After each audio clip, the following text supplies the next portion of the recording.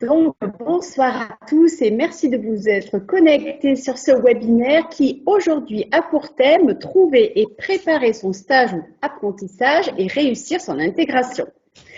Alors, pour plus de confort, merci de couper vos micros, à l'exception évidemment des intervenants. Nous allons procéder à un enregistrement, donc si vous ne souhaitez pas apparaître, merci de couper votre caméra.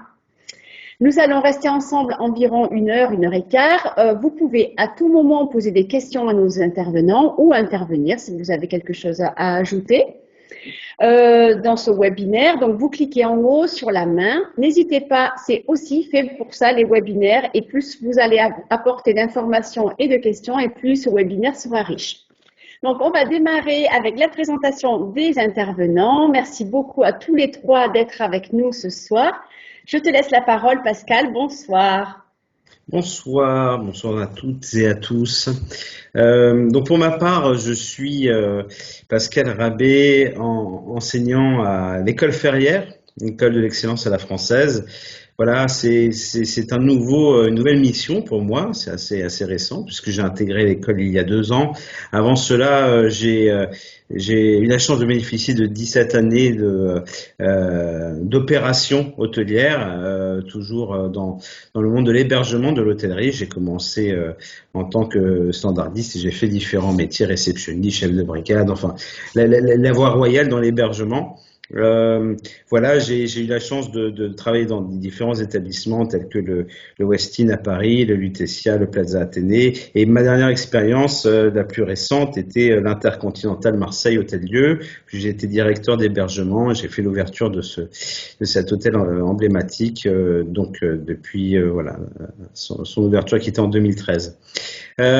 Pour être totalement transparent, pourquoi être sorti des opérations? Eh bien, mon épouse qui est aussi dans l'hôtellerie du coup et qui avait un peu mis un stop avec la naissance de mes 2 filles, elle voulait justement revenir sur le devant de la scène et moi profiter un peu de mes filles que je n'ai pas vu grandir. Donc voilà, et le choix s'est posé de dire avec un métier aussi passionnant que celui que j'ai eu, on a envie d'être contagieux à l'instar du Covid, on a envie de transmettre cette passion que l'on peut avoir, et donc il m'a paru assez évident de justement d'enseigner, de partager mon expérience dans le domaine de l'hôtellerie. Donc voilà où j'en suis à l'heure actuelle. Donc, en fait, tu interviens en double casquette, enseignant et professionnel, puisque tu es quand même sorti il n'y a pas très très longtemps du milieu professionnel. Cédric, merci beaucoup d'être avec nous. Je te laisse la parole. Vas-y, on t'écoute pour ta présentation. Oui, bonsoir à tous. Donc, je suis Cédric. Je suis fils de restaurateur. Mes parents ont toujours un restaurant dans le Bourbonnais. Donc, je ne sais pas si je peux faire la pub. Donc, c'est la Maison du Lac pour la petite pub. Et du coup, c'est pas loin du PAL. Donc, j'ai grandi dans le monde de la restauration tout petit. J'ai ensuite fait des saisons. J'ai fait 2 mois, par exemple, chez Régis Marcon en 3 mois Caron. Et j'ai endossé la fonction de chef de cuisine naturellement en tant que chef gérant pour commencer le DFGDF. Et ensuite, j'ai fini à être appelé à être remplaçant en contractuel en tant que professeur. C'est un métier qui m'a plu, que je découvrais. Et du coup, j'ai passé le concours, je l'ai eu la première année.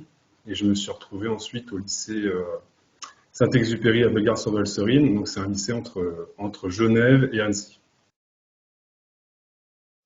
Et j'ai eu la fonction aussi de responsable auprès du rectorat de tout ce qui est action internationale européenne au niveau Erasmus. Oui, et je précise que tu es référent international pour l'association Better Together. Voilà. C'est ça. Merci à vous. Donc, merci beaucoup Cédric. Bonsoir Paul, merci beaucoup d'être présent parmi nous. On va te laisser te présenter. Bonsoir à tous, merci à toi Nicole et merci à vous tous. Je m'appelle Paul Lemaire, j'ai 20 ans et je suis plutôt le jeune de ce soir avec les intervenants puisque je suis encore en études. Je suis en études supérieures depuis maintenant 3 ans à l'Institut Vatel Lyon. Donc il y a pour objectif de former les futurs managers hôteliers de demain. C'est un domaine dans lequel j'ai toujours évolué puisque ma maman avait des chambres d'hôtes et a toujours des chambres d'hôtes. Donc dès le plus jeune âge, j'ai pu accueillir des clients avec un très grand plaisir. Mon meilleur ami, ensuite, sa maman et sa grand-mère avaient un restaurant, donc j'ai baigné, si j'ose dire, dans le domaine de la restauration d'abord, puis de l'hôtellerie ensuite, avec les stages que j'ai pu exercer par l'intermédiaire de Vatel.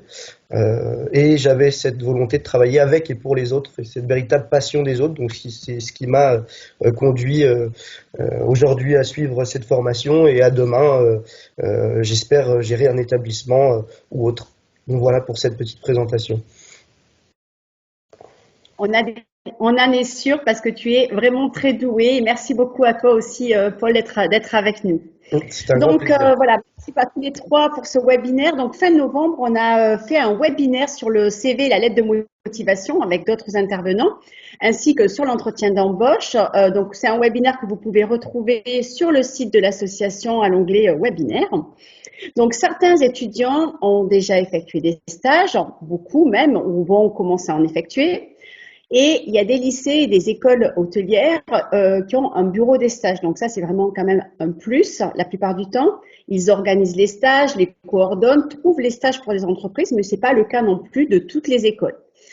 Et c'est souvent les entreprises, enfin les étudiants et puis les apprentis qui doivent trouver leur entreprise. Donc je vais commencer par toi, Pascal. Alors, quel conseil tu peux donner pour répertorier en fait les établissements, mais aussi savoir en fait quel établissement va correspondre le mieux à son profil. Évidemment, Paul et Cédric, vous pouvez tout à fait intervenir. Alors, on t'écoute, Pascal. Eh bien, tout d'abord, répertorier les établissements. Moi, je me suis toujours attaché à dire que ça demande pas mal d'efforts, mais de répertorier un nombre assez conséquent d'établissements. Je l'ai fait moi-même, c'est-à-dire que minimum 15-20 établissements. Pourquoi ? Parce que pour finalement se laisser le choix et la possibilité de choisir le meilleur établissement. On sait qu'on n'a pas toujours un taux de retour seul, un retour déjà, et puis si on a des retours, on n'a pas toujours des retours positifs. Donc déjà, le fait de choisir un certain nombre d'établissements, mais en ayant une approche aussi personnalisée auprès de chaque établissement, c'est-à-dire c'est une lettre de motivation qui convient à l'établissement en soi. Je pense que c'est primordial déjà de se faire quand même une petite collection d'établissements. Alors comment le choisir ? La première chose, c'est déjà choisir un établissement qui serait en lien avec son projet professionnel. Si on en a, encore une fois, est-ce que plus tard on peut s'inscrire dans quelque chose de plutôt lifestyle, dans le luxe, dans le conceptuel? Je pense qu'en lien avec son projet professionnel, c'est très important de choisir un établissement qui peut justement conforter ses différentes appétences. J'ai un exemple, j'en ai un étudiant vietnamien qui est venu en France et qui lui veut se professionnaliser dans la cuisine. Enfin, c'est un cuisinier, mais il n'a pas d'influence française dans sa cuisine. Il connaît très bien la cuisine vietnamienne et il cherche justement à apporter cette culture française et puis ce savoir-faire. Et pour lui, il est primordial de trouver un stage dans un établissement justement de cuisine française que un restaurant japonais ou autre. Donc c'est un exemple assez parlant, mais c'est très important. Au-delà de ça, je pense que plus important que l'établissement en lui-même, c'est qu'est-ce que l'établissement propose. C'est les missions qui sont proposées. Au-delà des murs, au-delà de la beauté du lieu, ce qui va conditionner aussi le choix, c'est surtout justement qu'est-ce qui peut être plus enrichissant pour le stagiaire. Donc je sais que c'est certainement un sujet qu'on va développer par la suite. Et clairement, un établissement qui propose le poste de runner ou de serveur, c'est pas du tout la même chose. Il y en a un où il y a vraiment le runner, on va voir vraiment toute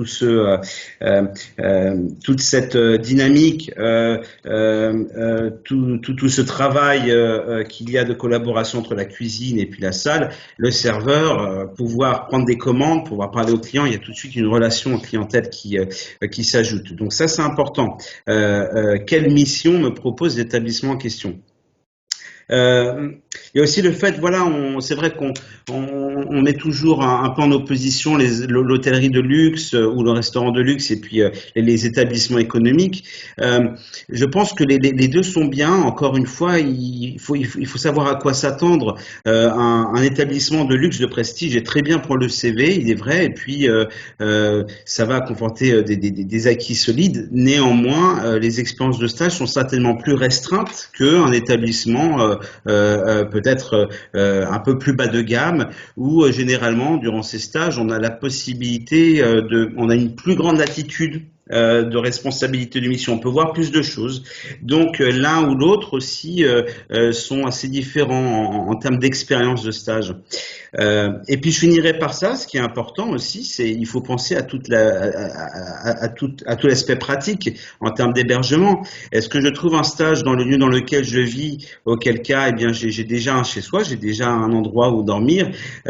Si je veux essayer de m'expatrier ou même sans m'expatrier dans un pays étranger, aller voir un peu plus loin de ma région en France, voyager un peu, il faut penser aussi à toutes ces questions qui sont très pratiques. Est-ce que le stage est logé ou est-ce que je dois trouver moi-même un logement? Auquel cas, il faut penser à ça aussi en termes de budget. Je pense que toutes ces questions aussi pratiques sont très importantes. Voilà la réponse que je pourrais apporter. Merci, c'était déjà très très complet. Donc toi, Cédric, est-ce que tu conseillerais en fait en amont du stage, hein, donc là, on a vu un peu comment trouver le stage. En amont du stage, est-ce que tu conseillerais de mettre des objectifs, de lister les objectifs, les compétences qu'on pourra acquérir? Est-ce que c'est, d'après toi, important en tant qu'enseignant de pouvoir bien cadrer les besoins en stage? Ouais, donc déjà en fonction du niveau de l'élève, donc du CAP, bon, nous on a jusqu'au BTS, mais voilà, jusqu'au supérieur, les compétences ne sont pas les mêmes. Et c'est vrai que on va demander aux professionnels ou aux tuteurs de stage à bien regarder où en est l'élève par rapport à ses compétences. Et justement, on va lui mettre des fois des compétences trop élevées où ça va être compliqué et bien adapter le stage en fonction du profil de notre stagiaire. Et c'est vrai qu'il veut passer une PFNP, donc une période de formation d'entreprise au mieux, donc apprendre le maximum de choses. Et des fois, on a un peu des échos, le stagiaire va faire que la plonge ou que la pluche. Et voilà, c'est absolument pas ce qu'on cherche. Et on veut vraiment que le professionnel joue le jeu et que voilà, les stagiaires soient au maximum mis en avant et qu'ils apprennent le maximum de choses. Et c'est là pour ça qu'on donne un livret de formation. Il faut que le stagiaire et le professionnel s'en réfèrent, sinon après c'est compliqué pour les deux de savoir où ils en sont. Et les compétences sont traitées, nous en amont, avec les élèves, et aussi on va dans les entreprises pour bien définir tout ce qu'on attend des professionnels. D'accord, merci beaucoup. Donc, toi, tu conseilles quand même de bien lister de façon individuelle, en fait, parce que le livret de formation, c'est l'ensemble des compétences qu'on doit acquérir par rapport au diplôme. Mais toi, tu conseilles vraiment aussi de lister individuellement chaque compétence ou même chaque objectif, parce que Pascal parlait de projet professionnel. Est-ce que toi aussi, tu es dans cette démarche-là avec tes étudiants? Alors, tout dépend, voilà, il y a vraiment des élèves où il faut vraiment les accompagner au maximum à 100% parce que l'autonomie, elle est compliquée. Mais c'est vrai que quand j'ai des élèves de BTS où ils se projettent dans l'avenir, ils se projettent dans le métier, c'est vrai que du coup, c'est plus facile pour nous de mettre en avant des compétences où ils veulent être plus. Donc c'est vrai que on est vraiment en fonction du profil de l'étudiant ou de l'élève et on va vraiment adapter cette grille et ce stage par rapport à ce qu'ils attendent. Et des fois, on a des élèves pas motivés malheureusement, mais voilà, il faut faire avec. Oui, c'est sûr. Alors, quels sont pour vous deux, hein, Cédric et Pascal, les deux éléments principaux qui sont vraiment à prendre en compte lors du choix du stage? Donc, vous avez déjà un peu apporté quelques éléments, mais par exemple, Paul, il veut, ou un étudiant veut faire un stage, qu'est-ce que vous allez lui conseiller vraiment? C'est quoi les éléments principaux? Pascal, tu réponds, je réponds. Je t'en prie, Cédric. Alors moi je pense déjà il faut savoir quelle entreprise on veut cibler, si c'est plutôt familial, si c'est plutôt du palace, si c'est plutôt du traditionnel, si c'est plutôt du gastro. Je pense qu'on est tous plus aptes à aller dans une entreprise qu'une autre. Donc il ne faut pas peut-être se mettre la barre trop haut au début, puis après plus fixer des objectifs plus, on va dire un peu plus élevés par la suite.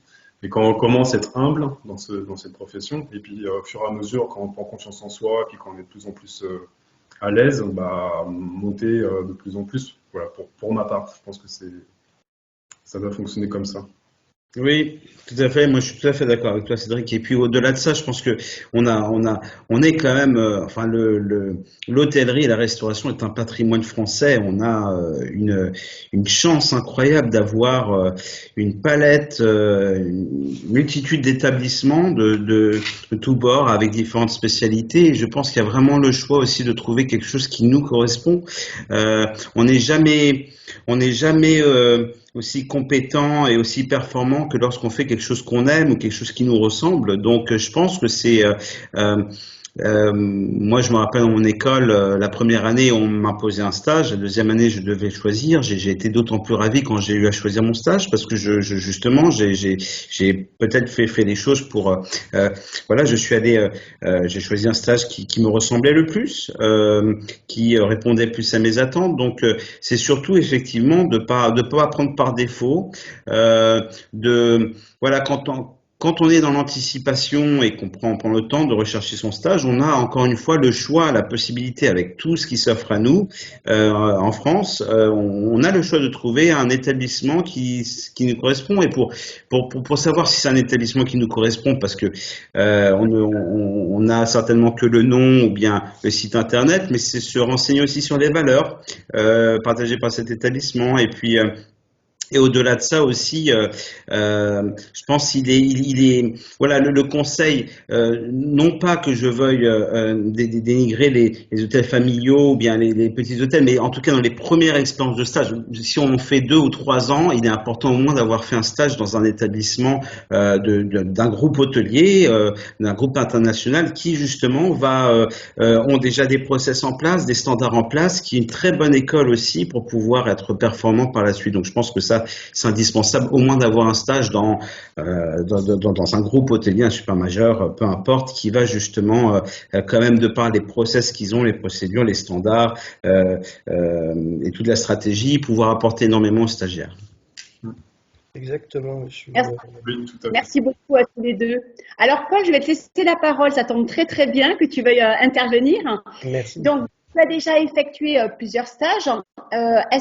Donc, déjà, j'aimerais savoir, enfin, nous aimerions savoir comment tu as fait pour trouver ces stages-là, comment ça s'est passé au niveau de la prise de contact. Et puis, est-ce que tu peux nous faire, en fait, ton retour d'expérience sur les différents stages? Donc, on est vraiment dans la recherche, là, du stage, hein? Alors, cette question tombe très bien. Alors, dans le processus qui est le mien et qui est celui de ma formation, donc à l'Institut Vatel, on a cette chance inouïe, si j'ose dire, que la direction nous trouve pour la première et la deuxième année, ainsi qu'avec son appui pour la 5e année, les stages. Donc, ce fut le cas pour ma première année où j'ai été, donc c'était plus un stage opérationnel, si je peux le qualifier ainsi, au Cube Hôtel à Saint-Tropez, donc le premier établissement 5 étoiles sur la route de Saint-Tropez, et le second. Donc là, c'était un petit peu particulier avec la conjoncture actuelle, le Covid étant passé par là. La direction et moi-même avions trouvé un stage pour moi en Namibie, dans un écolodge en plein désert du Namib. Mais en revanche, avec le Covid, ça n'a pas été rendu possible. Donc j'ai pris la décision moi-même de trouver un stage seul. Mais là, donc, j'ai fait jouer ce qu'on peut appeler un réseau, donc par l'intermédiaire d'amis qui m'ont mis en contact avec un établissement que je jugeais très sérieux et qui pouvait potentiellement me plaire. Et c'est là que je vais faire une corrélation avec ce que disait Pascal tout à l'heure. Il faut aussi voir et appréhender sur le long terme. Il y a une vision de se dire quand on veut faire un stage, qu'est-ce que je peux apprendre maintenant, mais qu'est-ce qui va me servir et dans quelle mesure je vais pouvoir mettre toutes les compétences que j'ai apprises au service d'un autre établissement dans 1, 2, 3, 4, 10 ans. Donc c'est une des choses qui me paraissent essentielles. Et le deuxième stage, donc je l'ai effectué au château Grand Barail à Saint-Émilion, un établissement 5 étoiles, et là dans lequel j'étais assistant directeur de la restauration. Donc je pense qu'il y a beaucoup de facteurs qui sont à prendre en compte. Il faut évidemment être sérieux, donc par le biais d'un CV très conforme, sans évidemment faute d'orthographe, lettre de motivation, etc. Et aussi montrer sa motivation par le biais d'une lettre, par le biais de visioconférences ou d'appels avec les directeurs, etc. Et la prise de contact en amont est essentielle. Sans cette prise de contact, on va perdre en crédibilité d'une part, et d'autre part, on va pas se mettre dans les bonnes conditions pour commencer un stage de la meilleure des manières possibles, c'est-à-dire être investi ou du moins que son tuteur de stage puisse voir et comprendre que l'on a envie de se donner corps et âme pour l'entreprise. Donc moi j'ai cette chance-là que les stages avec Vatel sont plutôt faciles à obtenir.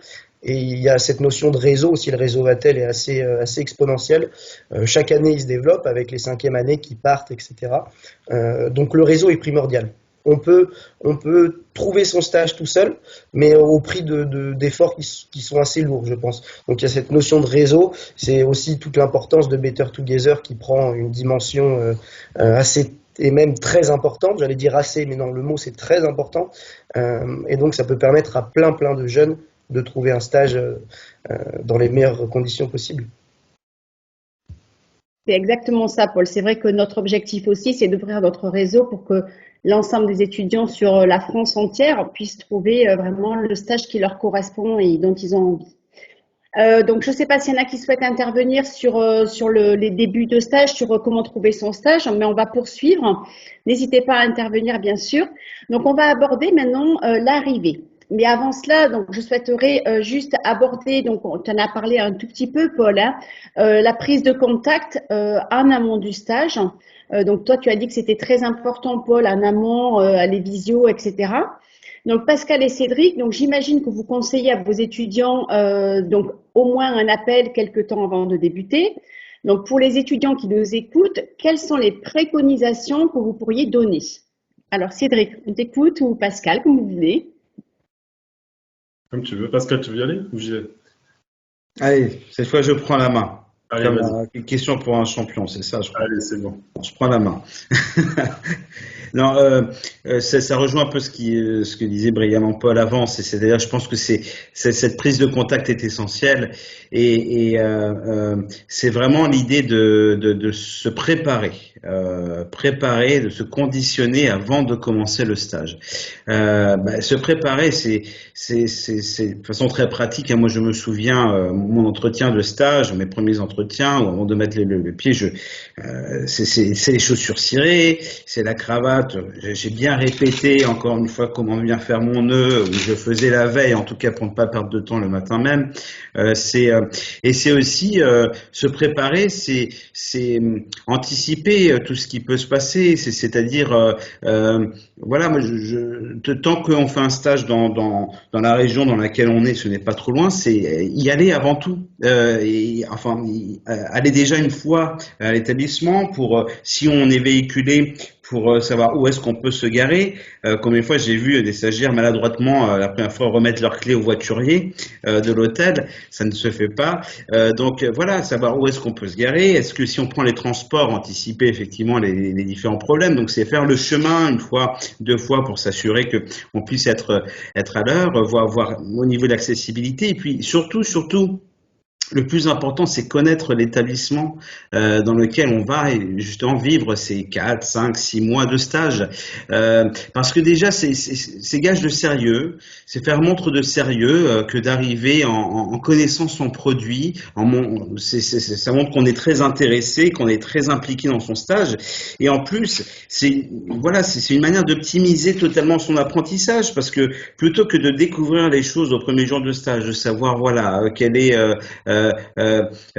quel est le menu du restaurant, quel est le nom du chef, quels sont les différents types de chambres. Eh bien, toutes ces choses, c'est des choses qui maintenant, avec Internet, on peut savoir en avance. Et le fait d'avoir déjà tous ces acquis, ça permet justement de commencer son apprentissage, déjà d'avancer sur d'autres choses. Et c'est tout ça, c'est quelque chose de fait. Donc, je pense que c'est montre justement d'une vraie qualité de stagiaire, celui qui arrive et qui connaît déjà son établissement, les valeurs, qui connaît la segmentation, à quel type de clientèle il va avoir affaire. Et puis voilà, et c'est aussi effectivement pouvoir lui permettre d'avancer encore plus vite et d'aller peut-être au-delà des missions qui lui sont proposées. Donc ça, c'est très important et je pense qu'il est important de faire ressentir en amont dans ce contact qu'on peut avoir auprès de son maître de stage et autres, de montrer effectivement que on n'arrive pas comme un touriste, qu'on connaît bien l'établissement et de montrer à nouveau sa motivation. Malheureusement, c'est beaucoup d'entreprises parfois qui se plaignent de ça et à juste titre en fait. Donc c'est vraiment important de préparer. Cédric, tu veux rajouter quelque chose par rapport à ce Oui, que Pascal dit? alors c'est vrai que dans l'idéal, ce serait très bien, mais c'est vrai que nous, on a des jeunes qui sortent de troisième, qui ont 15-16 ans, qui sont pas autonomes souvent pour prendre le téléphone ou même pour se rendre par eux-mêmes dans une entreprise. Donc c'est vrai que je demande, je les accompagne au maximum, mais c'est pas toujours simple parce que la timidité est là. Ils ne connaissent pas du tout, c'est la première fois. Donc je demande est-ce que les parents reprennent le relais aussi, et les parents jouent aussi un rôle éducatif. Et j'essaie au moins qu'ils aillent se présenter avec les parents, essayer de prendre un repas et rencontrer le chef. Mais voilà, on a quand même des jeunes, voilà, 14-15 ans, c'est pas toujours très simple de découvrir le monde de l'entreprise et de se projeter dans un futur métier. Et après, effectivement, quand ils sont plus en terminale en BTS, c'est vraiment plus simple et je rejoins complètement ce qu'a dit Pascal. Mais c'est vrai que le tout début est compliqué et il y a une appréhension et voilà, c'est aussi notre rôle, je pense, d'accompagner au maximum nos jeunes et les aider à appeler, les aider à faire un CV, les aider à pas hésiter à prendre la parole et puis à aller rencontrer les personnes qui sont les facteurs et les clés du stage où ça se passe le mieux en fait. Donc l'enseignant a un vrai rôle dans l'accompagnement de stage, c'est ce que tu es en train de nous dire, Cédric.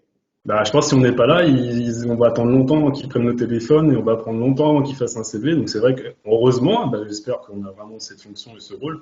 Mais voilà, c'est le premier stage est toujours c'est toujours une grande appréhension et il y a toujours plein d'inconnus et le logement, comment il va être et comment on va être le chef et comment on va être le responsable, le directeur. Et voilà, ils ont des grands yeux parce qu'ils découvrent l'entreprise et c'est pas toujours simple. Alors, je continue. Merci Cédric. Je continue avec Paul. Donc, toi, Paul, j'imagine que tu es d'accord avec tout ce que Pascal et Cédric ont proposé.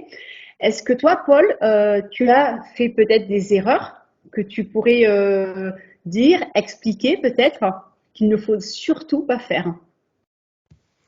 Alors c'est vrai que je rejoins Cédric sur ce qu'il vient de dire. C'est une source d'angoisse, les premiers stages, que ce soit pour des troisièmes ou secondes, ou même pour moi lors de mon premier stage à Vatel, j'étais pétrifié devant ma directrice de la restauration, sans trop savoir quoi lui dire, etc.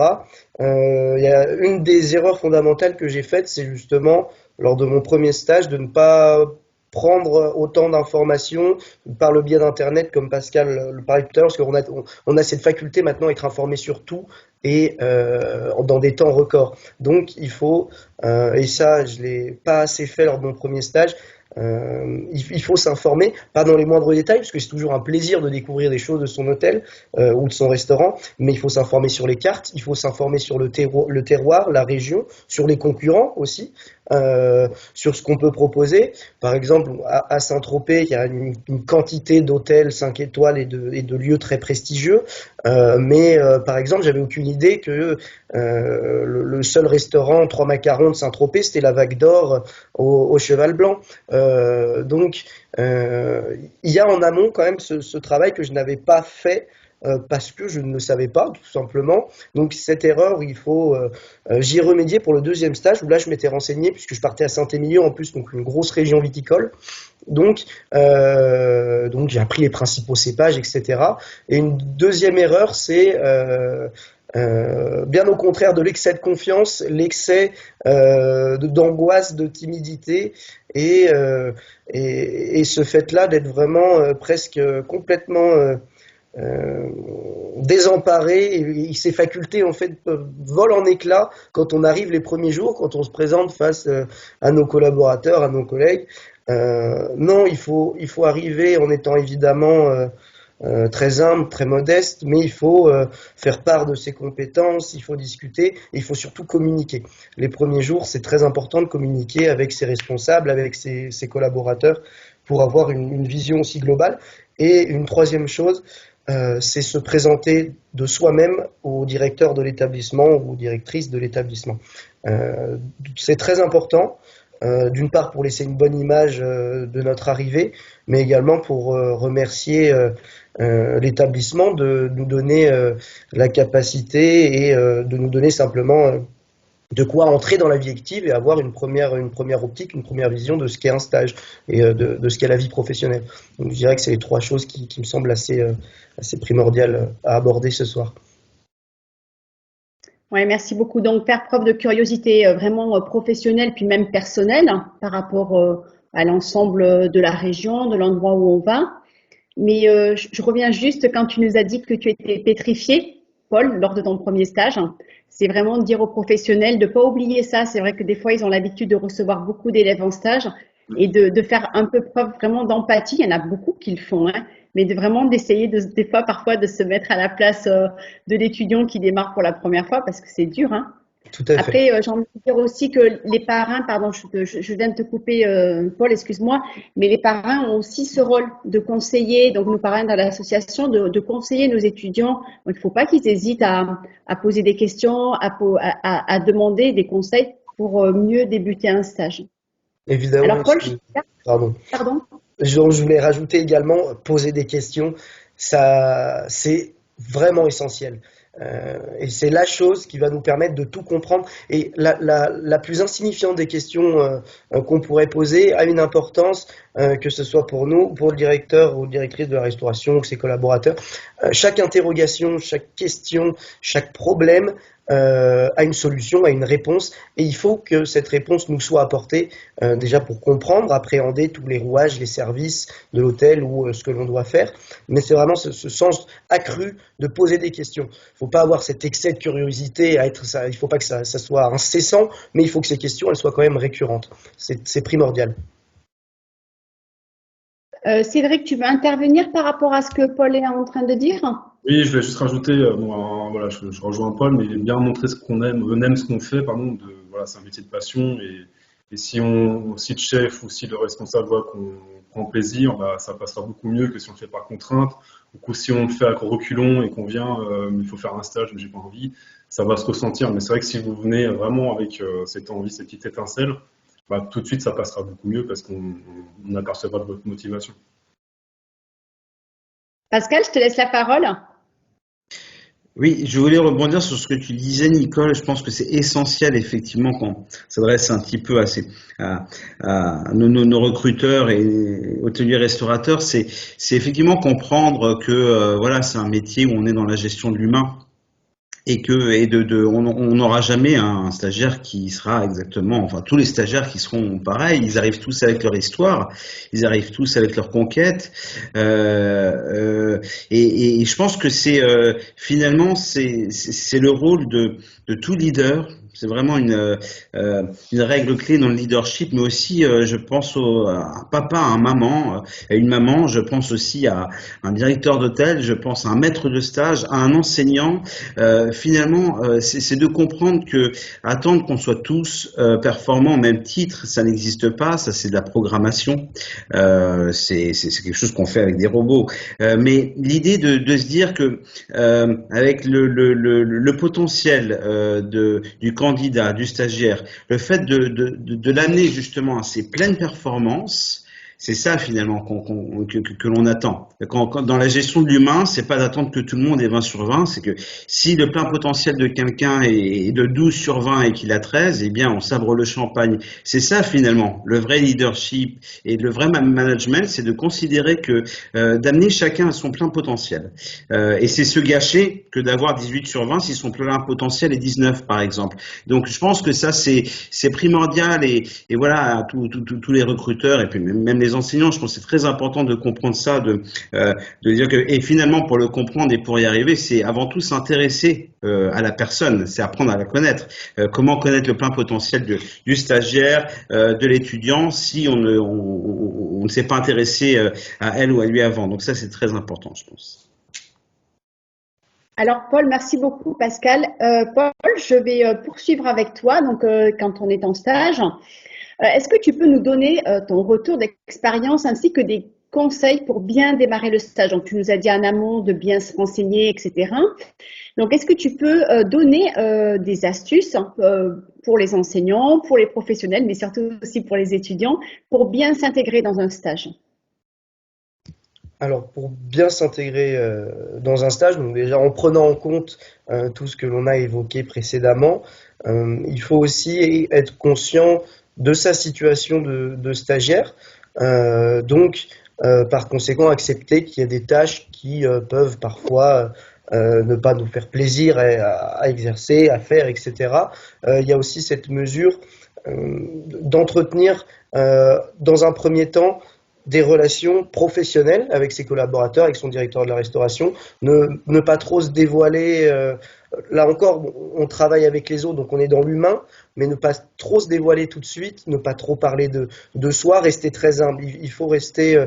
C'est pas de la modestie, voilà, c'est être humble, simplement accepter cette condition de stagiaire pour évoluer. Et encore une fois, il faut montrer sa détermination, il faut montrer qu'on a envie, et il faut surtout montrer qu'on a besoin d'apprendre et qu'on a envie d'apprendre. C'est cette perpétuelle cette soif d'apprendre qui va vraiment pour les collaborateurs, pour son tuteur de stage, être très appréciable. Et pour les professionnels, c'est évidemment répondre aux questions et essayer d'être le plus humain et le plus compréhensif possible. Je pense qu'un professionnel, et j'ai eu la chance d'avoir ce type de professionnel, un professionnel qui sait accompagner un stagiaire dans sa quête de compétences et sa quête de réussite, c'est la chose la plus formidable parce qu'on se sent compris, on se sent écouté et puis on apprend au quotidien. Et c'est ça qui est important. Donc pour s'intégrer, voilà, c'est simplement faire preuve d'une envie indéfectible de bien faire. Parfois on fait mal. Et évidemment, et je le fais encore mal, je fais plein de choses mal et on fait tous des choses très mal, mais il faut avoir cette envie de bien faire. Et avec cette envie de bien faire, on fait énormément de choses. Donc il faut être prêt aussi à faire des concessions, parfois travailler plus. C'est un domaine aussi, l'hôtellerie-restauration, où on investit sa personne. Donc il faut être prêt aussi à faire des compromis et des concessions, sans toutefois y prendre du déplaisir. C'est toujours avec cette notion de plaisir qu'on peut avancer. Cédric, on te laisse la parole.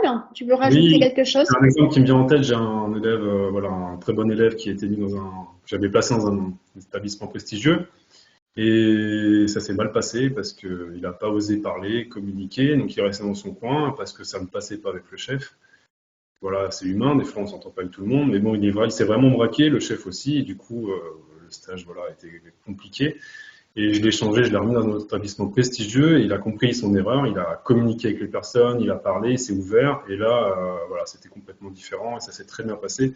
Et la communication est hyper importante. Si on reste braqué dans son coin et on attend que les personnes viennent vers vous, vous allez attendre longtemps, parce que le stagiaire, des fois, on n'a pas forcément, c'est peut-être des fois un plus. Et c'est à vous d'aller vers les gens, et à vous d'aller vers le chef et expliquer ce que vous attendez. Si vous restez dans un coin, on ne va pas venir vous chercher. Alors souvent, on nous dit par exemple que des fois les élèves en fait se plaignent au début quand ils arrivent en stage. Oui, mais bon, moi je fais la serpillière, je vais nettoyer les toilettes, etc. Qu'est-ce que vous pouvez dire à ça? Qu'est-ce que vous leur dites, vous, en tant qu'enseignant, en tant que professionnel? Est-ce que c'est normal, pas normal? Voilà, quelle position vous avez, vous savez, sur les tâches au début en fait que les étudiants font? Paul, vas-y, on t'écoute, hein. Je réponds avec plaisir quand on me demande voilà, c'est le seul mot. Paul, est-ce que tu peux passer la serpillière? Avec plaisir. Le balai, oui, avec plaisir. Je crois que au-delà du fait que ça soit des tâches parfois déplaisantes, c'est vraiment, mais on doit les faire et ça nous incombe de les faire. On est stagiaire, donc on a un statut, on a le plus faible statut hiérarchique d'une entreprise. Il faut en être conscient aussi. Il faut être conscient qu'on peut progresser, qu'on peut accéder à des responsabilités un peu supérieures, tout en ayant encore conscience, une fois de plus, que l'on est un stagiaire et qu'on doit être prêt pour progresser et pour encore montrer cette envie de progresser et cette envie de bien faire, qu'il faut être prêt, voilà, à passer la serpillière, à faire des tâches par ingrates, mais il faut répondre avec plaisir. Donc quand on est stagiaire, répondre avec plaisir, c'est toujours une bonne solution. je crois. Pour moi, c'est une excellente réponse en effet, parce qu'il n'y a pas de tâche ingrate en fait. C'est juste pour un meilleur accueil du client et une meilleure satisfaction et de la clientèle, et puis de travailler dans un endroit propre.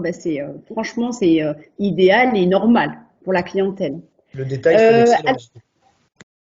Pardon, excuse-moi, Paul, on n'a pas entendu, j'ai pas entendu. Le détail fait l'excellence de toute manière. Donc un office propre, aucune toile d'araignée dans les plafonds, des choses, le B à bas. Mais c'est pour ça que l'excellence à la française est reconnue partout. C'est le sens du détail.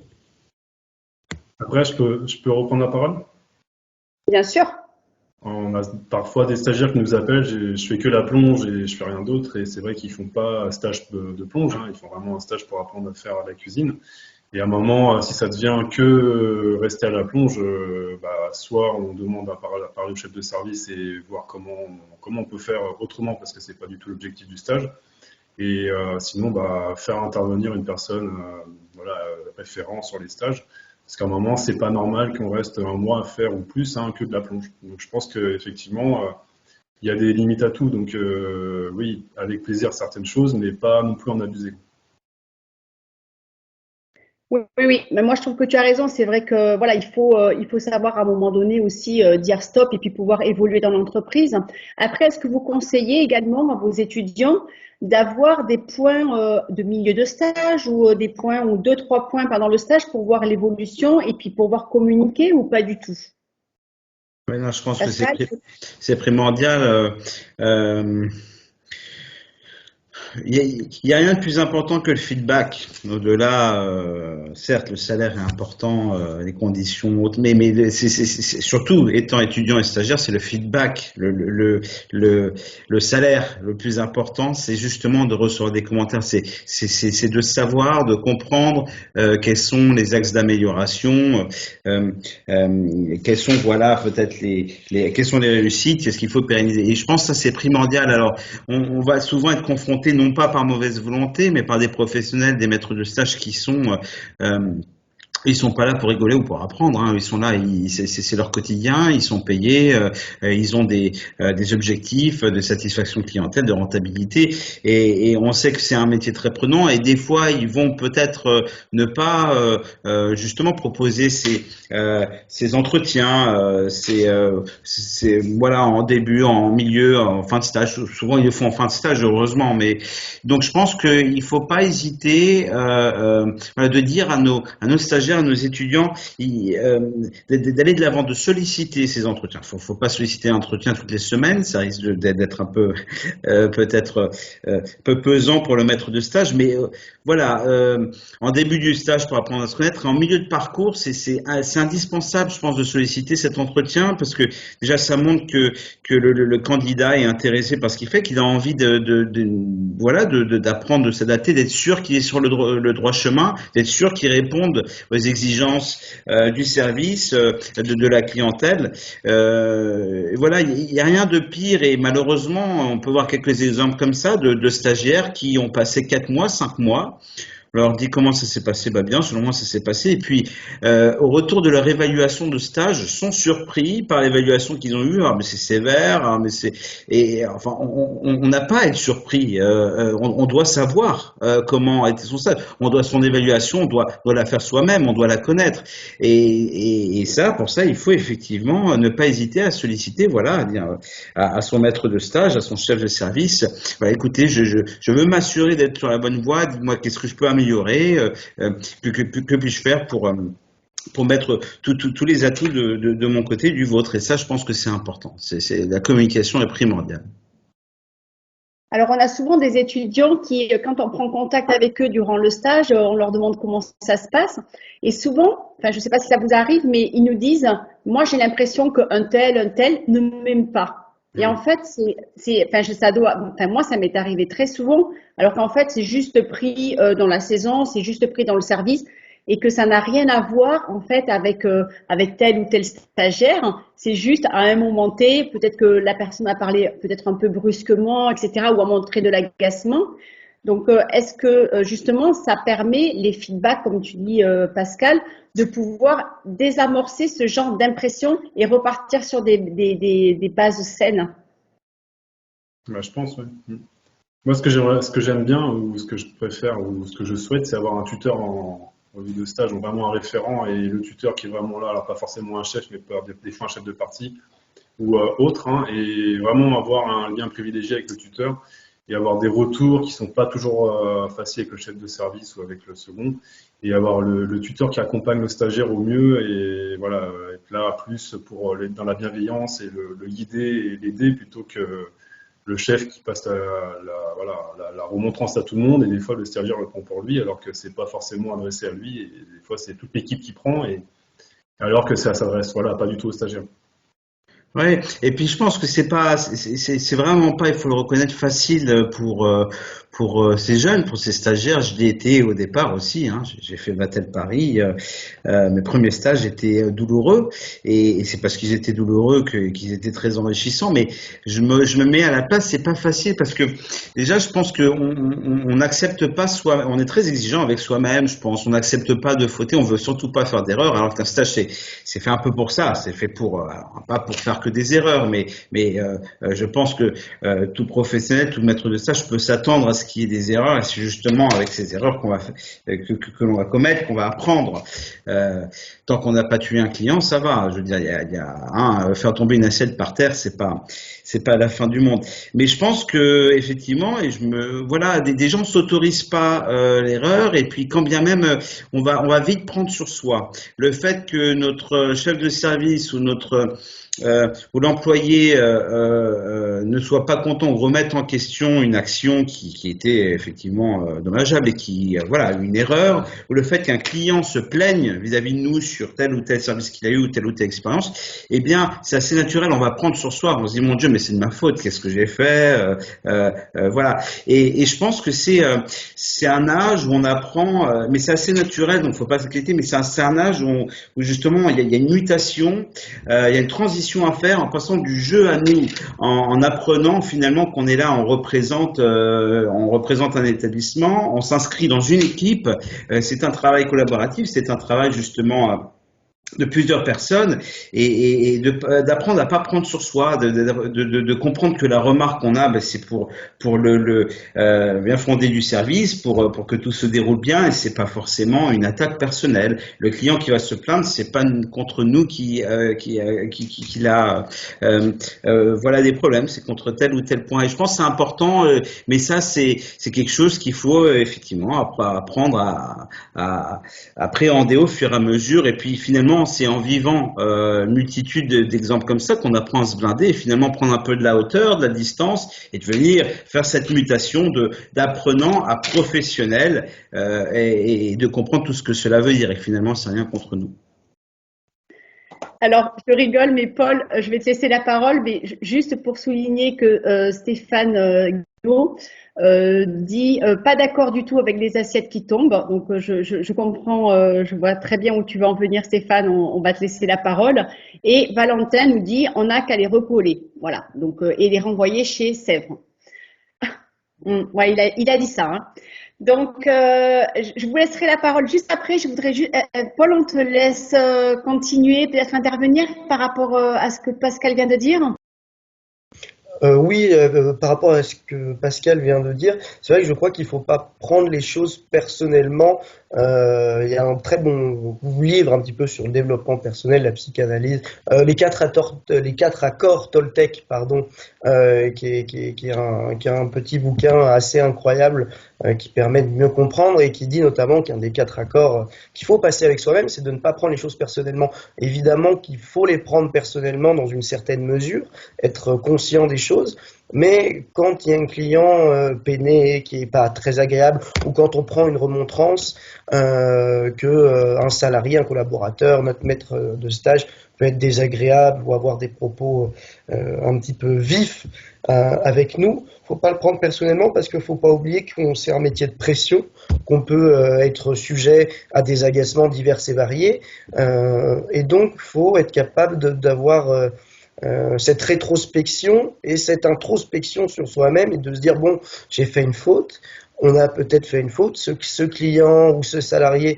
n'a pas forcément été très agréable, mais d'une part, c'est pas la fin du monde, et d'autre part, comment on peut s'améliorer, et ce n'est pas que de ma faute à moi, c'est un tout. Donc, c'est la chose que je voulais évoquer. Merci beaucoup, Paul.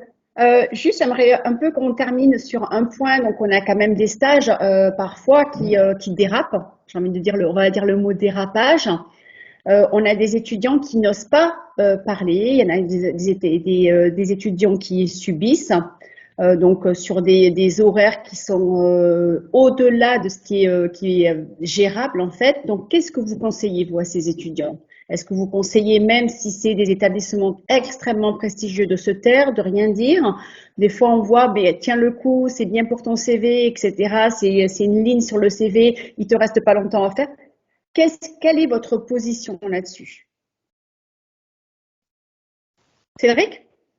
Eh ben, moi, je demande à ce qu'ils m'appellent pour déjà faire le médiateur et être un peu la soupape, on va dire, au moment ça stresse ou ça va pas, et c'est là où ils vont justement parler, expliquer, et on essaie de trouver une solution ensemble.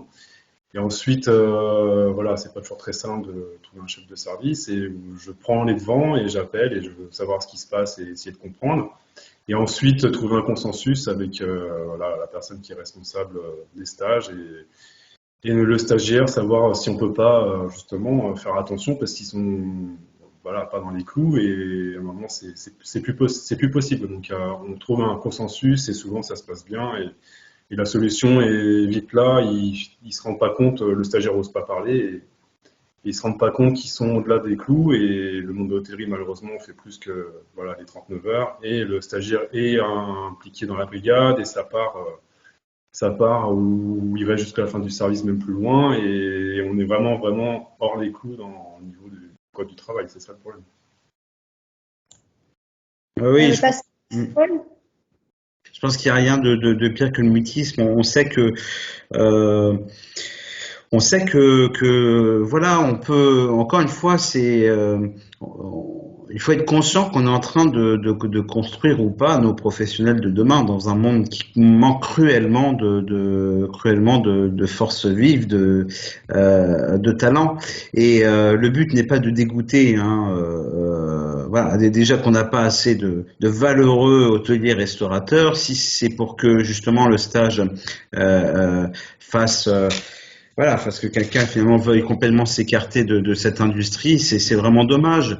Donc, je pense qu'à nous aussi, au niveau de enseignant de préparer au mieux nos étudiants. Je pense qu'il est important ils sont conscients, hein, j'espère, de la pénibilité, des horaires, sans abuser. Encore une fois, il y a horaire et horaire, hein, mais on n'est pas dans les 35 heures. Et peut-être si on a envie de montrer justement qu'on a soif, qu'on a faim, on va peut-être pas les compter, la 36e, la 37e, la 38e heure. Après, il faut pas partir dans une dépense non plus, mais je pense que c'est les préparer effectivement voilà, c'est vraiment un sens de sacrifice. On donne de soi-même dans ce métier, on le sait. Je l'ai vécu, on l'a tous vécu. Je pense que c'est important de dire que voilà à quel point c'est difficile, mais à la fois passionnant. C'est-à-dire que les contreparties sont énormes à côté de ça. Hein. Je veux dire, il y a beaucoup de belles rencontres, des expériences diverses et variées qui peuvent se faire à l'étranger. Enfin, il y a plein de bonnes choses. Donc, c'est très important effectivement de les préparer. Mais s'il y a quelque chose qui bloque, s'il y a effectivement un dérapage, il faut vraiment parler. Il faut parler. Il faut que le stagiaire, que nos étudiants sachent qu'il y a toujours des écoutes attentives, voilà, une écoute attentive, des oreilles. Je pense que c'est important. Ça a pu m'arriver là dans les 2 dernières années de devoir peut-être en milieu de stage changer d'établissement, comme un accord entre l'établissement et le stagiaire. Rien n'est irréversible. Il faut pas rester, en tout cas, dans une frustration quelconque qui peut être destructrice, autant pour l'établissement, mais surtout pour le stagiaire qui va perdre tout sens ou toute raison justement de persévérer dans un métier comme celui-ci. Il est possible de tomber sur sur la mauvaise expérience, sur le mauvais client, sur peut-être le mauvais manager.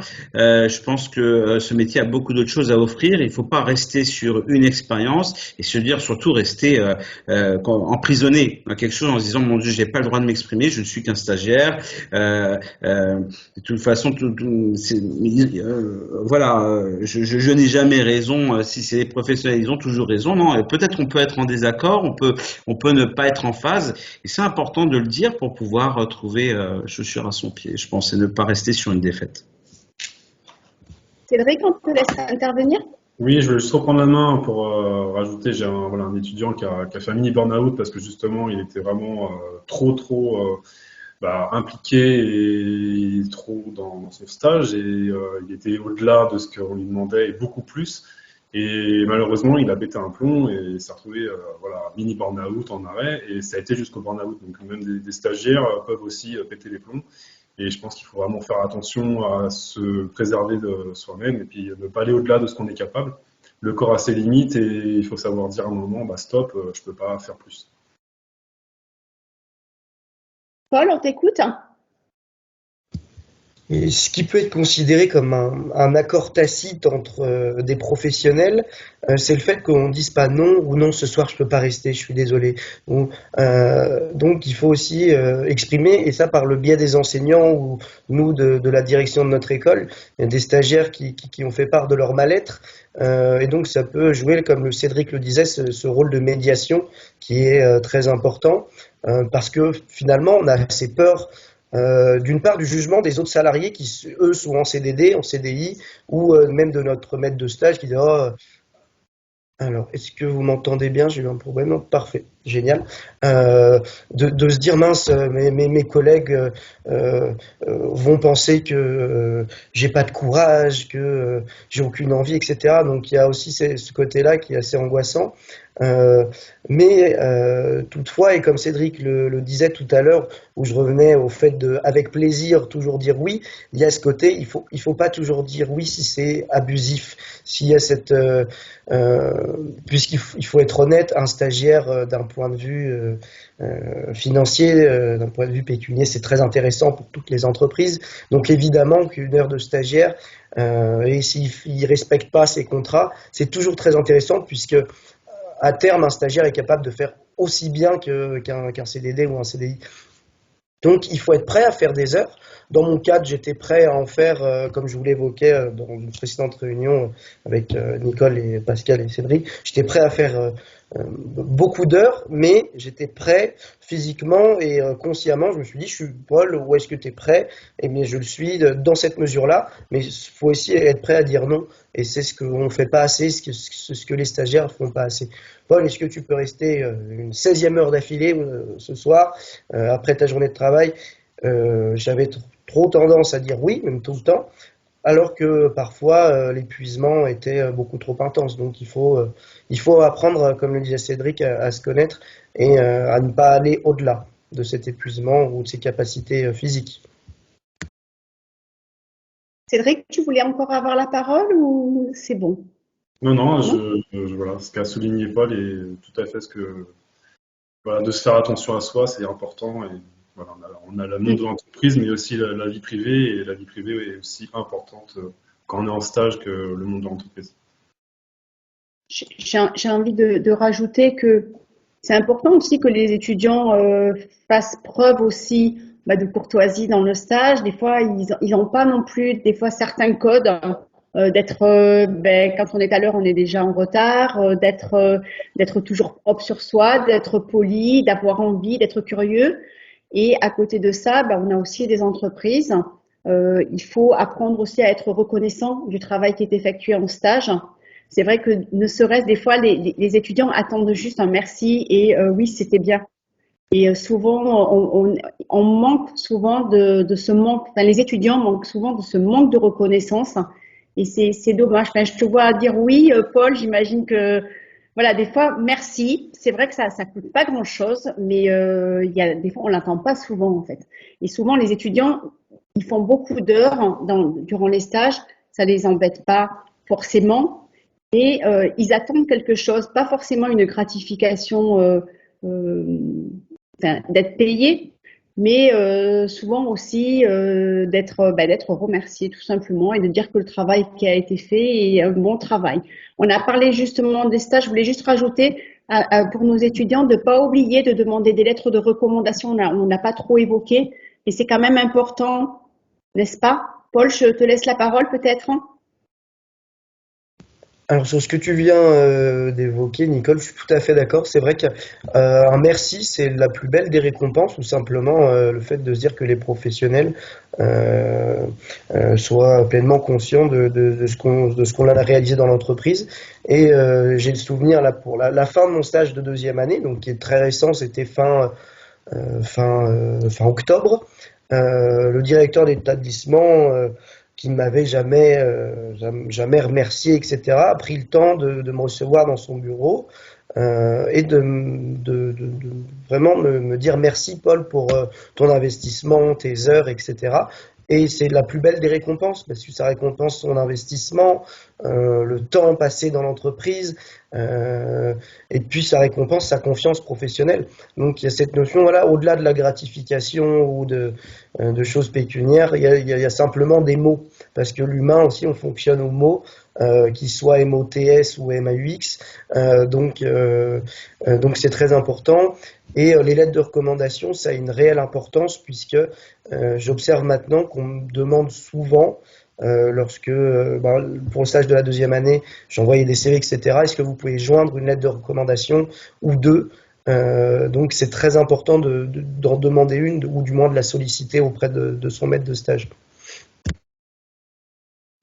Cédric, tu veux intervenir? Est-ce que d'autres personnes veulent intervenir peut-être sur leur expérience, sur d'avoir reçu des élèves en stage ou en tant que stagiaire, étudiant, d'être allé en stage? Allez-y, vous pouvez lever la main, intervenir, avec grand plaisir. Stéphane, on t'écoute. Bonsoir Stéphane. Bonsoir, vous m'entendez? Très bien. Très bien. Bonsoir mesdames, bonsoir messieurs. Nicole, Dylan, Valentin, salut à tous. Alors moi, les stages qu'on reçoit, alors évidemment, c'est pas un restaurant, c'est pas un hôtel, mais ça reste quand même des stagiaires, qu'ils soient de troisième ou d'école hôtelière. Alors généralement, ils passent de service en service, mais tout le monde est conscient qu'on a des bébés et on a des jeunes qui soient de première année ou de terminale ou de bac, mais ils sont très sensibles. J'avoue que ceux qui arrivent cette année, ils sont très sensibles, sont très susceptibles. Alors ça fait partie de la base. Les premiers jours, voilà, on leur dit peut-être justement comme vous disiez tous tout à l'heure, peut-être que ça va aller très vite, peut-être que là lui il va mal te parler. Mais attention, on est dans un endroit où on est dans l'excellence, où on n'a pas le droit de faire des erreurs, où on n'a pas le droit de faire tomber des assiettes, où on doit faire vraiment attention. Mais ça, par contre, les gestes sensibles, on le fait avec eux. Sensibles ou pas sensibles, laver une assiette, laver de l'argenterie, mettre la table, ils le font avec nous, ce qui les met en valeur. Par contre, quand il faut passer la serpillière, l'aspirateur ou les poubelles, on le fait avec eux aussi. Et c'est ce qui les étonne à chaque fois. Ils nous disent, ben voilà, quand j'ai fait dans tel restaurant ou tel hôtel, on me disait, vas-y, tu sais faire, débrouille-toi à vos poubelles. Moi, enfin mes collègues et moi, on veut pas que ça se passe comme ça. On le fait à deux, que ce soit des belles choses comme mettre une table et ils sont forcément heureux parce qu'on leur dit que c'est tel invité ou telle personne. Mais voilà, quand il faut passer l'aspirateur, on le fait ensemble. Et on parlait des horaires aussi tout à l'heure. C'est vrai que nous, on essaye aussi quand il y a des choses qui se passent en fin de journée. S'ils finissent un peu plus tard, on peut se permettre, et on a la chance de leur dire, demain justement, aujourd'hui tu as fait 2 heures, 3 heures de plus, demain viens un petit peu plus tard où on s'arrangera dans la semaine. C'est des choses qui sont assez faciles à faire chez nous et ils sont contents aussi. Voilà. C'est tout pour moi. Merci beaucoup Stéphane de ton témoignage. Alors en attendant que Valentin peut-être se reconnecte, Cédric, tu voulais intervenir, tu as ta main levée? Oui, je voulais rajouter, donc on parle des stages en France, mais voilà, je pense que c'est la même chose que quand on va à l'étranger. Et il me semble bien que c'est même sûr de faire une petite visio en amont, c'est avec la personne, voilà, même si on n'est pas très bon en anglais, si on a des appréhensions, c'est toujours très bien de se présenter en visio. Et, ou de faire un petit contact téléphonique qui n'est pas forcément simple. Et ensuite, dire que, voilà, j'ai remarqué, alors c'est peut-être mon avis, hein, mais quand dans les pays scandinaves, où on envoie pas mal de stagiaires, les horaires sont beaucoup plus respectés. Et il n'y a pas, voilà, quand c'est pointé, et les stagiaires, il ne fait pas plus. Alors, est-ce que ça vient de la culture voilà, scandinave et le stagiaire ne va pas faire plus d'heures? Voilà, je ne sais pas, mais en tous les cas, je sais que dans les pays qu'on envoie dans tous les pays scandinaves et en Allemagne, on n'a aucun problème d'horaire. Oui, c'est vrai qu'ils sont assez respectueux là-dessus. Hein. Stéphane, on t'écoute. Oui, c'était juste, c'est vrai que quand on reçoit des stagiaires, c'est quand même à nous de nous adapter par rapport à eux. Et c'est vrai que c'est compliqué entre ceux qui sont très sensibles, ceux qui arrivent de certains endroits ou certaines écoles qui ont déjà une expérience et qui arrivent un peu avec leurs gros sabots, qui veulent tout casser, qui connaissent tout. Et c'est à nous de les remettre dans le droit chemin. Et ça se passe toujours, enfin en tout cas, je parle là où je suis, dans la bienveillance et la gentillesse. Et il y en a qui veulent diriger les autres, il y en a qui veulent rien faire, et il faut essayer de faire un mix de tout ça. Et moi, je me doute bien que dans les restaurants ou les hôtels, ça ne doit pas être facile. Nous, on a cette chance, voilà, de pouvoir bidouiller tout ça entre guillemets, mais parce que il n'y a pas de clients, parce que, enfin, ce sont des clients différents évidemment, mais il n'y a pas cette pression. Voilà, si l'élève fait tomber, si le stagiaire fait tomber une assiette, ou s'il renverse quelque chose, ou s'il casse un verre, c'est dommage, enfin c'est grave même, mais voilà, on va pas l'engueuler comme ça peut arriver dans certains établissements. Mais c'est vrai qu'il faut vraiment être dans la bienveillance, il faut être, ils sont encore une fois très sensibles et très très susceptibles, et ils prennent vite la mouche certains, et d'autres à l'inverse.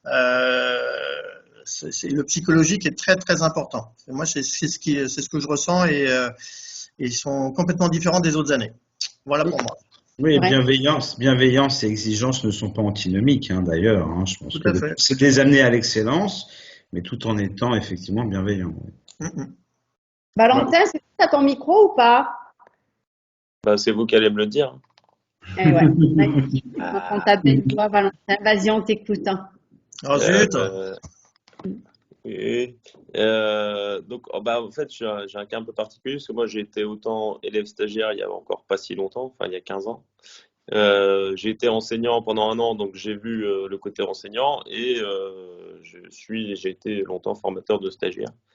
Donc, pour avoir vu les trois points, c'est quand même toutes les positions sont hyper délicates. Je pense que la plus dure à gérer pour moi, ça a été quand j'ai enseigné, parce que au final, les profs ont quand même un rôle hyper important même dans l'intégration des stagiaires. Alors, surtout qu'à l'époque, moi, c'était des CAP et des BEP restaurants, donc c'était quand même enfin, c'est des enfants, quoi.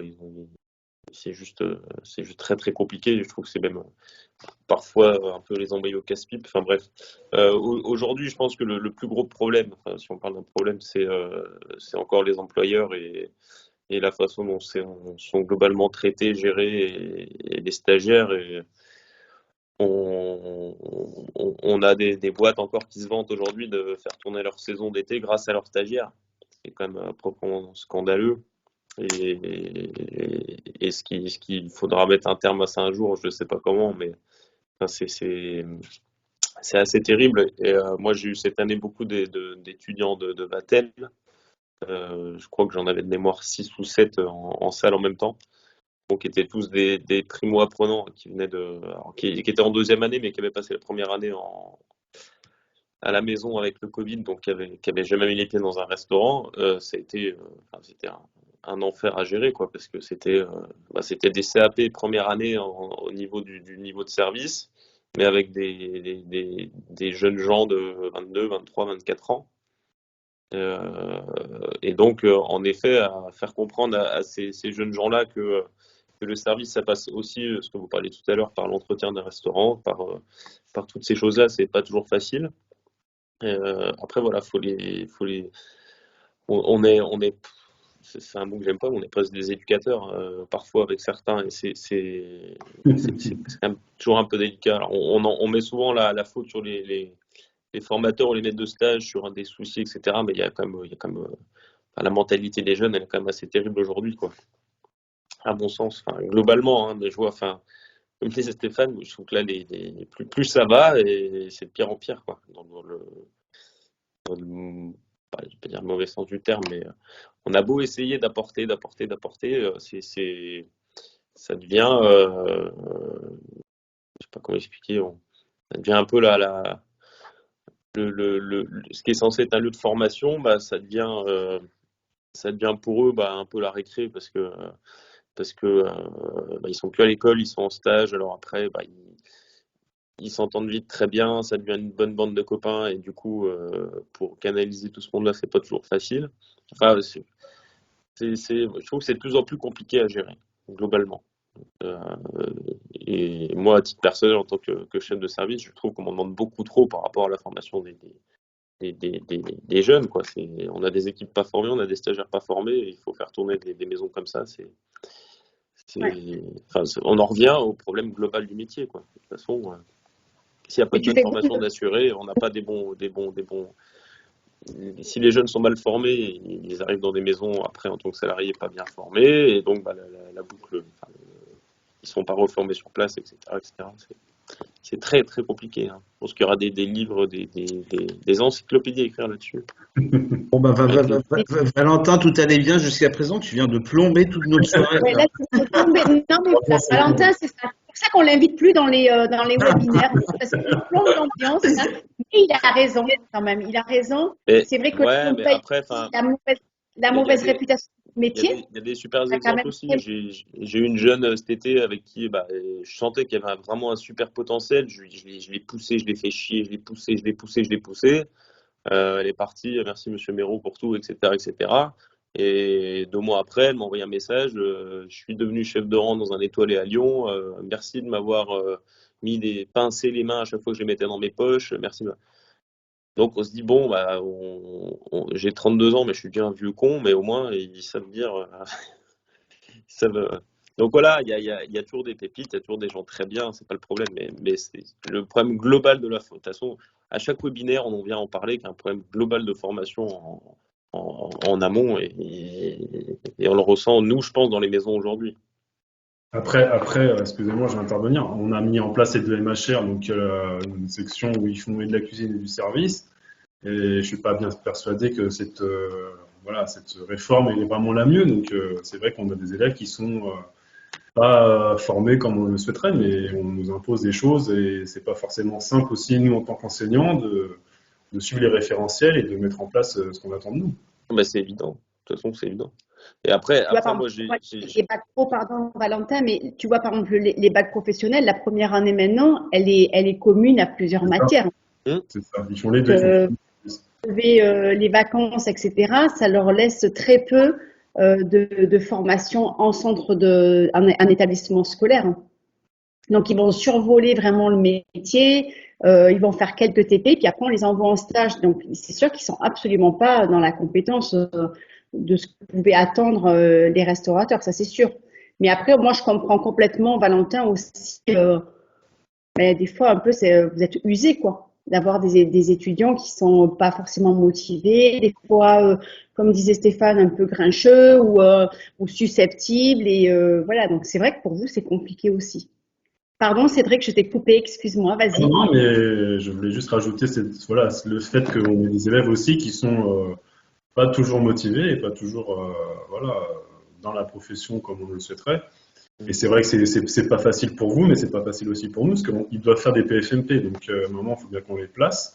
Et on essaie de mettre le mieux. Donc, moi, j'ai un vivier d'entreprise qui est quand même assez conséquent, donc j'essaie de mettre au mieux par rapport à l'élève. Mais c'est pas toujours simple. Des fois, on se trompe. Des fois, il faut être psychologue et on n'est pas des psychologues à la base, hein. Il faut être éducateur, il faut être parent, il faut être prof, il faut être formateur. Voilà, on a plusieurs casquettes. Et de plus en plus d'élèves ont des difficultés familiales parce que, voilà, je pense que le Covid est passé par là et beaucoup de familles décomposées, beaucoup de familles où un coup ils sont chez le papa, un coup ils sont chez le maman, même des fois ils ont plus tous leurs parents. Donc nous on doit faire avec tout ça et c'est vrai que vous avez des élèves et stagiaires qui arrivent qui sont pas bien construits parce que ils sont pas construits à la maison, mais nous malheureusement on doit faire comme vous le mieux possible pour qu'ils aient des meilleurs stages et voilà qu'ils passent des meilleurs moments. Mais je sais que c'est pas simple, mais on est confronté à la même chose que vous. On n'est pas, voilà, on se rend bien compte qu'on met quelqu'un en PFMP qu'en stage, ça va pas être idéal pour le patron et pour nous. Mais comment fait-on? Parce que le problème, c'est qu'on nous l'impose. Ah bah c'est évident. Non, non, mais après, la formation est globalement un problème, c'est comme vous le dites, c'est les réformes qui se font, que ce soit le bac techno, le bac pro, etc., c'est complètement à côté de la plaque. Et, Il y a Steph qui dit stage de 2 à 4 semaines uniquement en plus, difficile de les intégrer en entreprise. C'est sûr que stage de 2 semaines, c'est très très compliqué. Hein. Ouais. Paul, tu lèves la main? Non. Bon, mais écoutez, merci vraiment beaucoup. On a un peu débordé, mais c'était vraiment intéressant. C'était un sujet qui intéresse tout le monde. Pascal, je te laisse conclure. Cédric aussi, Paul aussi. Oui, Pascal. pardon, même si on a un peu débordé, mais chose importante déjà de dire que à tous les stagiaires que l'intérêt et l'enrichissement de stage ne dépend pas que de l'établissement ou des missions, de ce qui est inscrit dans la convention de stage. Rien n'est vraiment écrit, c'est-à-dire que ça va dépendre d'eux avant tout. En tant que chef de service, j'ai eu des stagiaires qui, pour le même intitulé, ont eu une expérience tout à fait différente. Certains à qui j'ai donné beaucoup plus de responsabilités que d'autres parce que ils montraient qu'ils avaient envie, parce qu'ils avaient soif, parce que voilà, ils montraient beaucoup de motivation. Donc c'est eux qui font leur stage. C'est pas que ni l'établissement ni la mission, c'est eux sont maîtres effectivement de l'enrichissement de ce stage. Et dernière chose la plus importante finalement pour rebondir aussi sur ce qu'a pu dire Valentin, je pense que l'erreur qu'on peut tous faire, c'est de ne pas comprendre qu'un stage est une expérience qui n'appartient pas au présent mais à l'avenir. Entièrement à l'avenir. C'est-à-dire que un stage qui répond présent, c'est pour combler un manque de personnel ou pour remplacer tel ou tel saisonnier. Quand on parle d'avenir, de capitaliser, de miser sur l'avenir, c'est d'une part pour l'étudiant de comprendre que dans ce stage, ses premières expériences de stage, non seulement il commence à asseoir sa crédibilité professionnelle, il commence à faire son réseau, il commence justement à acquérir les compétences qui vont lui permettre d'être demain un bon professionnel. Et pour l'hôtel, pour le restaurant, pour l'employeur, de comprendre que il est en train de donner envie ou pas à quelqu'un de continuer dans ce domaine, avec la conscience qu'on a vraiment un problème terrible justement d'effectifs. Donc je pense que quand on comprend qu'un stage est quelque chose qui appartient entièrement à l'avenir et c'est de construire demain et de voir un peu plus loin, je pense qu'on pourrait faire et de la part du stagiaire et de la part du recruteur de bien meilleures expériences. Voilà, je terminerai sur ça. C'est tout pour moi. Merci beaucoup. Cédric, on te laisse terminer aussi un petit mot si tu veux conclure. Oui, bah donc moi je dis n'hésitez pas, déjà prenez bien contact en amont avec votre employeur, n'hésitez pas à communiquer, quand il y a un problème, prenez un médiateur s'il y a besoin, et surtout, voilà, il faut être dans la bienveillance, mais de chaque côté, et il faut que chacun y trouve aussi son compte, et le stagiaire est là pour voilà, apprendre plein de choses, mais l'employeur aussi permet au stagiaire d'évoluer et puis de lui construire sa carrière professionnelle, parce que c'est les petites pierres qu'on met à l'édifice qui vont permettre à ce qu'on devienne de plus en plus grand. Et on est grand tous ensemble et pas dans son coin. Et voilà, donc on est là pour évoluer avec tous. Merci beaucoup Cédric. Paul, je te laisse conclure. Je vais conclure en vous remerciant tous et toutes. Je crois que Cédric, Pascal et toi, et puis avec les interventions de Stéphane et Valentin, on a tous très bien résumé quelles étaient les attentes aussi bien pour les professionnels que pour les stagiaires ou pour les enseignants d'un stage. Donc, je souhaite vous remercier et puis passer une très très belle soirée. C'est nous qui te remercions vraiment. Merci beaucoup Pascal, merci Paul, merci Cédric, merci Stéphane d'être intervenu, à Valentin aussi. Stéphane, donc je vais conclure avec une phrase que je pique à Stéphane. Donc alchimie, équilibre entre l'entreprise et les étudiants, mais ils sont quand même bien nos jeunes et ça c'est sûr. Donc merci beaucoup à tous d'être connectés. Donc on vous remercie pour votre participation, merci infiniment. Le prochain webinaire sera au mois de mars, que je vais co-animer avec Stéphanie Lefebvre de l'association Les Tables des Dames, et on a invité Béatrice Fabignon et puis Xavier Pistole pour un thème, la place des femmes en hôtellerie-restauration. Ça s'annonce très, très agréable comme thème. Merci beaucoup à tous. Passez une très belle soirée et je vous dis à très bientôt. Merci. Bonne semaine à tous, bonne soirée. Au Bonne plaisir. soirée. Ciao.